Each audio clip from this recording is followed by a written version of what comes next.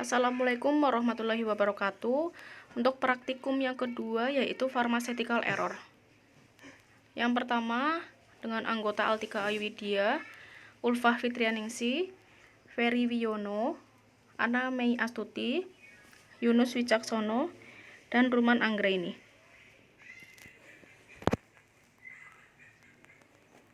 Dengan resep sebagai berikut. Kelengkapan resep. Yang pertama, nama dokter ada, alamat dokter ada, nomor telepon dokter tidak ada, SIP atau SIK dokter tidak ada. Yang kedua, kota dan tanggal penulisan resep atau inskripsio itu ada. Ketiga, tanda tangan atau invokasio itu ada. Yang keempat, nama obat, kekuatan obat, dan jumlah obat atau preskripsio ada. Yang kelima, cara pembuatan obat atau bentuk obat yang akan dibuat atau ordinatio itu ada. Yang keenam, aturan pakai obat atau signatura. Pada resep racikan ini tidak ada. Yang ketujuh, nama pasien ada, umur pasien ada, alamat pasien tidak ada. Dan yang terakhir, paraf dan tanda tangan dokter atau subskripsio itu ada. Jenis obat dalam resep. Yang pertama ada isoniazid. Indikasi. Indikasi isoniazid atau INH utamanya adalah pada kasus tuberkulosis. Pada tuberkulosis paru aktif, INH diindikasikan untuk pengobatan tuberkulosis aktif yang disebabkan oleh infeksi Mycobacterium tuberculosis yang masih sensitif terhadap INH. Selain itu, pada tuberkulosis laten, INH digunakan untuk pengobatan pasien asimptomatik yang terinfeksi Mycobacterium tuberculosis. Kontraindikasi. Penggunaan isoniazid atau INH kontraindikasi pada beberapa keadaan. Di antaranya adalah pada pasien-pasien yang alergi terhadap komponen obat INH. Pasien yang pernah mengalami efek samping berat setelah konsumsi INH, seperti demam, menggigil, atau artritis. Dan pasien yang memiliki gangguan fungsi hati aktif, seperti pada kerusakan hati berat, penyakit hati aktif, dan riwayat kerusakan hati akibat penggunaan INH sebelumnya. Dosisnya, untuk dosis dewasa, 4 mg per kilogram berat badan, per hari dosis tunggal atau terbagi. Maksimal sehari 300 mg. Untuk anak-anak 10-20 mg per kilogram berat badan per hari dosis tunggal atau terbagi. Ada efek samping yaitu mual, muntah, tegangan pada bagian perut, reaksi hepatitis, gangguan metabolisme, dan reaksi pada kulit.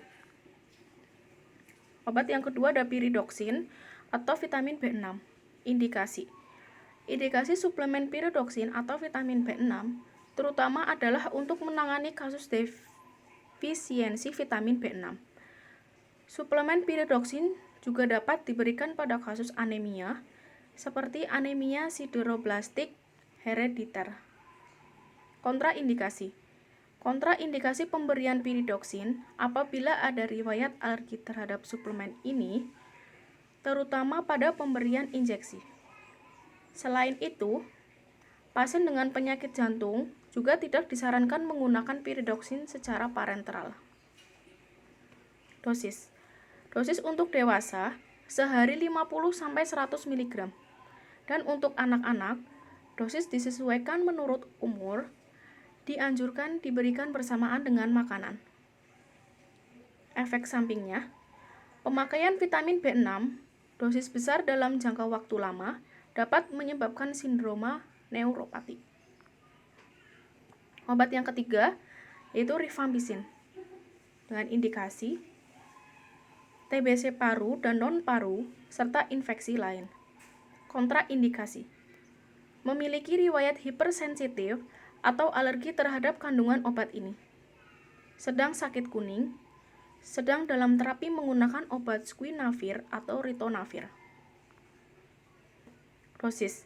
Untuk dosis dewasa 10-12 mg kilogram berat badan per hari. Dan untuk anak-anak maksimal sehari 600 mg.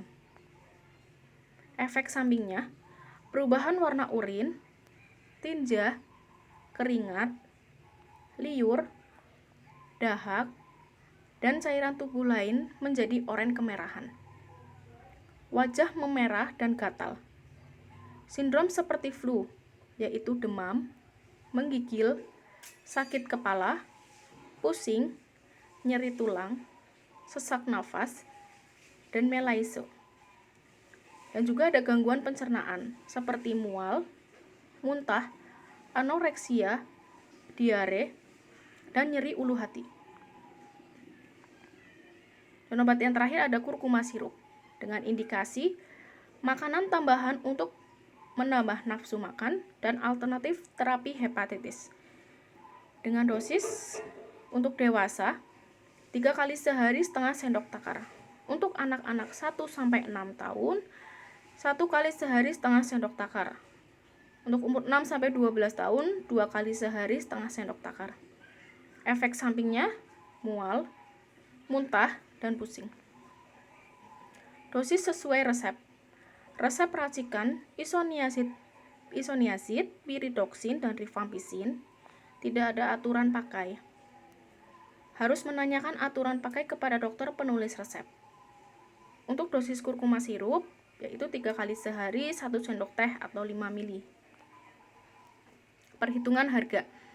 Yang pertama isoniazid. Di sini semua harga sudah masuk PPN dan margin kita menggunakan margin 20%. Pertama contohnya ada isoniazid ya, yaitu 7.000 per strip. Lah isinya itu 10 tablet. Jadi 7.000 ditambah marginnya 20%, didapatkan hasil 8.400. Sedangkan sediaan per stripnya itu 10 tablet. Jadi 8.400 dibagi dengan 10 tablet, didapatkan hasil 840. Jumlah tablet yang diambil adalah 15 tablet. Jadi 840 dikali 15 tablet. Jadi harganya adalah 12.600. Sedangkan pyridoxine itu perhitungannya juga sama. Didapatkan hasil 5.400. Dan rifampicin itu 18.000 untuk 15 tabletnya ya. Dan kurkuma sirup itu kita 25.200. Sekian dan terima kasih. Wassalamualaikum warahmatullahi wabarakatuh.